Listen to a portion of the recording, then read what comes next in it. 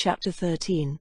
And Abram went up out of Egypt with his wife and all he had, and Lot with him, and they came into the south. Now Abram had great wealth of cattle and silver and gold. And traveling on from the south, he came to Bethel, to the place where his tent had been before, between Bethel and Ai, to the place where he had made his first altar, and there Abram gave worship to the name of the Lord. And Lot, who went with him, had flocks and herds and tents, so that the land was not wide enough for the two of them. Their property was so great that there was not room for them together, and there was an argument between the keepers of Abram's cattle and the keepers of Lot's cattle. At that time the Canaanites and Perizzites were still living in the land. Then Abram said to Lot, "Let there be no argument between me and you, and between my herdmen and your herdmen, for we are brothers. Is not all the land before you?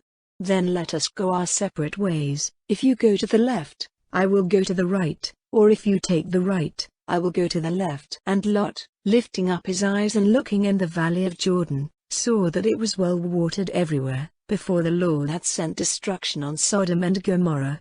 It was like the garden of the Lord, like the land of Egypt, on the way to Zoar. So Lot took for himself all the valley of Jordan, and went to the east, and they were parted from one another. Abram went on living in the land of Canaan, and Lot went to the lowland towns, moving his tent as far as Sodom. Now the men of Sodom were evil, and great sinners before the Lord.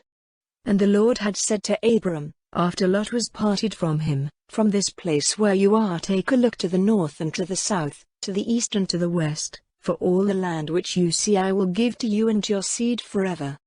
And I will make your children like the dust of the earth, so that if the dust of the earth may be numbered, then will your children be numbered. Come, go through all the land from one end to the other, for I will give it to you." And Abram, moving his tent, came and made his living place by the holy tree of Mamre, which is in Hebron, and made an altar there to the Lord.